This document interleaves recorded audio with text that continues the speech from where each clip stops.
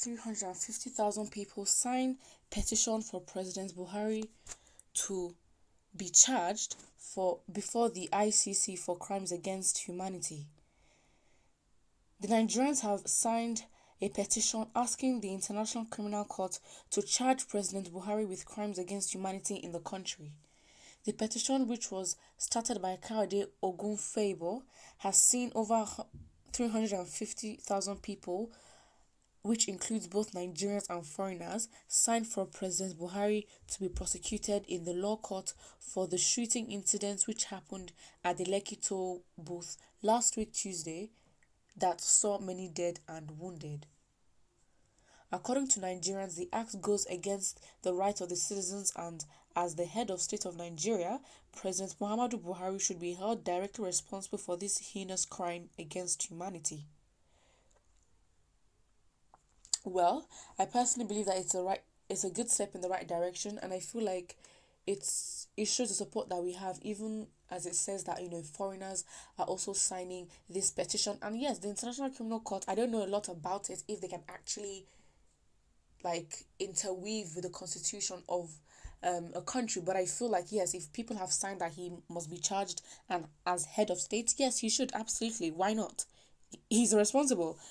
And of course, there's a comment here that says, "Nonsense, hypocrite, what has Buhari done that your governors have not done worse? Which president would fold his arms and watch criminals ground his government? Can you justify the looting spree going on across the country? Is that part of the End SARS campaign? Arrant nonsense." Of course, this person's just commenting out of line, and to be honest, the person is absolutely not making sense. You don't justify evil with evil. Bad is bad, and I feel like we can't be looking at the less of two evils and justify why one is more evil than the other. Therefore, one does not deserve punishment. That absolutely does not make sense. And my brother or sister, you don't accept this comment, you are part of the reason Nigeria is going backwards. And that comment says here, "We are doubting whether the man in Aso Rock is Buhari, so let him come out first and clear himself to Nigerians before he will appear in ICC. We cannot petition a wrong person." Wow. And another person says, "Sir, if I may ask, which Buhari are you taking to ICC? Remember 3-in-1, this is one." Yeah, of course, there are a lot of images or rumors, allegedly, that President Buhari has a body double, he's been cloned, he's dead, he's a man from another country that's in the office. And then obviously people are linking parallels to, Aisha Buhari and what she has been saying. And so maybe not, but whoever that man is, it needs to be charged, because whoever it is, I don't even know at this point. Another person says, "What has the president done wrong? If 35,000 people signed against the president, how many people signed against IPOB? Who would sign against IPOB? What has IPOB done? If anything, Biafrans have been prejudiced against, and there was a whole civil war against them. So what's your comment? What's the point? What was your thought process?" Another person says, "Now we are gradually seeing the aim of End SARS. It's all a plan to remove Buhari in office, but that will never happen." Why are you in support of somebody that is making your country worse? Where will you run to? And even if you run to any other place, you're going to go at a cost. Be it that you travel in some sort of illegal way, or you go there with your own money. If you're going to be spending a lot of money, then you're literally helping to build the other economies, and they will make the economies better to also stick you there, and you'll not even be able to leave and go back to your country. Why? Because they also need you to better the economy. Does it make sense? Of course, this person got sort of backlash, and they're basically saying, "Mumu, who is talking about removing Buhari? We are sending your terrorist Buhari to rot in jail. Is anything wrong if they plan to remove him?" Absolutely, because if we say that this election, this second term, was fair and it wasn't rigged, then the people who put him there can be the ones to take him out because he's not doing his duties. Why not? Another person says, "Please show me where to sign to," and of course people are sharing the link, and I personally feel like, why not? He should. At least we know that if he goes to court, then we would see him. I don't even know if they film these kind of things or if it's live, but yeah, a lot of people here are like, "I want to sign, I need the link, please, I want to sign." As someone says, oh, I've already signed by me too.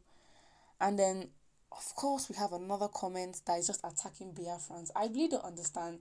Are Biafrans that threatening? Like, they're literally just a group of people who are very strong in their political views and basically are very intelligent in some of the way they express their views. Why are you threatened? Literally. So this person now comes and says this must surely be voice from Biafra broadcasting from their hiding place. They can have hundreds of millions of signatures to sign a petition against President Buhari for onward transmission to the ICC, which is the International Court of Justice in Hague. However, one thing is certain. That is, the table will surely turn against their leader, Nnamdi Kanu, who was caught off guard directing his followers to kill the military, police, civilians and set private properties in Lagos and other parts of Nigeria on fire. This single audio clip and photographs of burnt hotel, malls, houses, police stations and pictures of the slain law enforcement officers will convince the ICJ to sentence Kanu to life imprisonment. Similarly, no amount of propaganda can extricate Kanu, period. Wow. And of course, this person got a reply saying, you're a big fool. How did you know it is from Igbo? Because you're evil.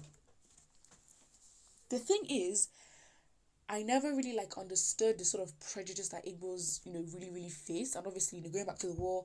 And even right now, it really does show the tribalistic people. The tribalism in people is really jumping out. It's like you are literally being violated by your governor. You're being violated, but yet you go to a marginalized group and you blame them. That means there's something that the marginalized group is doing that you're jealous of, you're threatened by, or you want to join them. Just say that. Just say that if there's a possibility that Biafra actually becomes a reality, they will be in a much better economic situation than you. That's it. Why are you getting threatened? If you want to join Biafra, well, maybe that's your call and your thing to make. But why are you so threatened with Biafrans and blaming them? If someone dies, Biafra. If someone drinks water, it's Biafrans. Make it make sense. You can't just say things without evidence. Another person says, please, can somebody show me where to sign? You big fool from another country. You come here to wipe our citizens.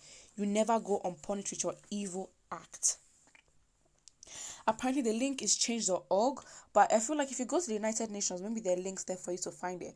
But I personally feel like it's the step in the right direction, and yes, we need to demand for justice. We're not going to keep quiet, and they're not going to think, oh, because you did this, because he's the president or whatever, cabal or whatever that is going on. It's not going to happen. We have time, even though 2023 is far away, we have time to strategize, make our political parties appoint or whoever the volunteers. We need to really scan them, have live manifestos. We need to scan and actually prepare for this country to be better. 2023 is coming and we will actually vote, and we have now to 2023 to actually do the education of people offline. Online people, I feel like they're fine. They don't most of the people there, they know what they're talking about. They understand what is going on in the country. But the real illiteracy and the real vulnerable is the poor people and the desperate ones who really sell their birthrights. They sell their futures for 5,000 naira or a bag of rice. Those are the ones that we actually need to go and educate so they know what they are voting for. And I feel like from there the change will actually start to come. I feel like we're going in the right direction and this will actually continue. Put what you think about this in the comment section and do not forget to like and subscribe.